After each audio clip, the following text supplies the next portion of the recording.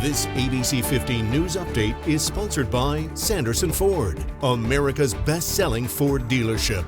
Hey, happy Wednesday. I'm Amelia Fabiana with your afternoon update here from ABC 15 Arizona. 2 suspects are now in custody after this wild high-speed chase ends with a crash. You can see DPS pursuing this suspect on the I-10 westbound, and then that vehicle rolls off the road. Troopers say they initially tried to pull this vehicle over because they suspected it might have been stolen.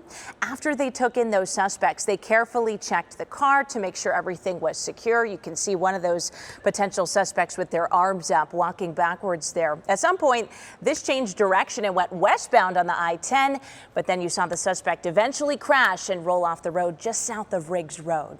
Uncertainty at the border as thousands of migrants are waiting to see if they can cross into the U.S. or if Title 42 will remain a policy. That was set to expire today. The Biden administration telling the High Court the justices should reject an emergency bid by Arizona and other GOP-led states to keep the pandemic policy on asylum seekers in place.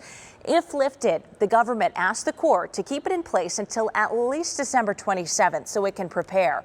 There is no deadline for a ruling. Title 42 will remain in effect until the justices act. Meanwhile, border agents say they are overwhelmed right now with the migrant numbers in the Yuma sector. They're now releasing migrants into the city as more arrive each day. That's starting today to help relieve some of that pressure. We need more ICE capacity. We need more transportation to NGOs and to other communities. That's not happening. It's not happening fast enough. And so unfortunately, that's the situation we're in. The Yuma sector migrant custody numbers are the highest in the nation. Your voice, your vote. The election process will be front and center in a courtroom today. A 2-day trial begins for Republican gubernatorial candidate Kari Lake, who calls the race illegitimate. Lake's team will get to inspect ballots, call witnesses, and introduce evidence to try and prove she was the winner. The judge says she must prove misconduct. There is no jury. We do know Governor-elect Katie Hobbs will not have to testify during this, but Maricopa County Recorder Stephen Richer will. Meantime, Abe Hamadeh can continue his election results challenge for the Attorney General race. A Mojave County judge ruled yesterday Hamadeh can attempt to prove that printer problems and improper handling of ballots were behind his loss. Hamadeh was just 511 votes behind Democrat Chris Mays. He will be allowed to inspect ballots in Maricopa, Pima, and Navajo counties. That trial is set for Friday. There's an increase in the amount of seniors living on the streets right now. That's according to Central Arizona Shelter Services, also known as CAS. The old Phoenix Inn along Black Canyon Highway is going to be CAS's first ever seniors-only facility. And what you're looking at are brand new renderings showing what it'll look like when it's all finished. It'll be called The Haven. It'll have 170 beds. A big transformation for a property that's had a history of crime and service calls in the past.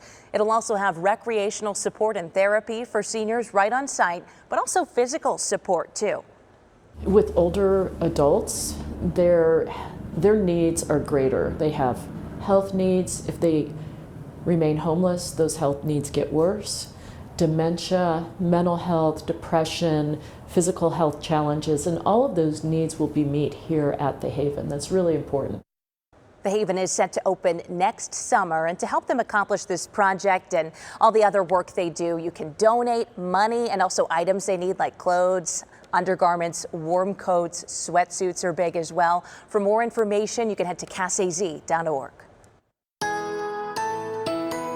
As we talk about your most accurate forecast, I'm meteorologist Iris Hermosillo. Temperatures today will be a little bit warmer than where they ended up yesterday. 1 degree warmer to be exact in Phoenix. The high 65 degrees. You'll see more sunshine today too as clouds have cleared out to the east. So today a sunny day across the state. Up north, highs reach the 40s and 50s. Payson topping out at 54. 54 also in Prescott. That temperature keeps trending up. By tomorrow, another degree warmer up to 66. And by Friday, we're talking highs in the upper 60s. Then Christmas Eve day, near 70 degrees, nice and mild, sunny skies through the weekend. It's looking dry across most of the state as we go through the weekend. Temperatures will be in the mid 60s in Kingman, 60 degrees in Prescott on Christmas Day, and mid 50s in Flagstaff. Now I say most of the state because by Friday we may see a few flurries in northern Arizona, but still that snow chance at less than 10%. You'll just notice mainly more clouds in Flagstaff, and again, still anticipating a warmer holiday.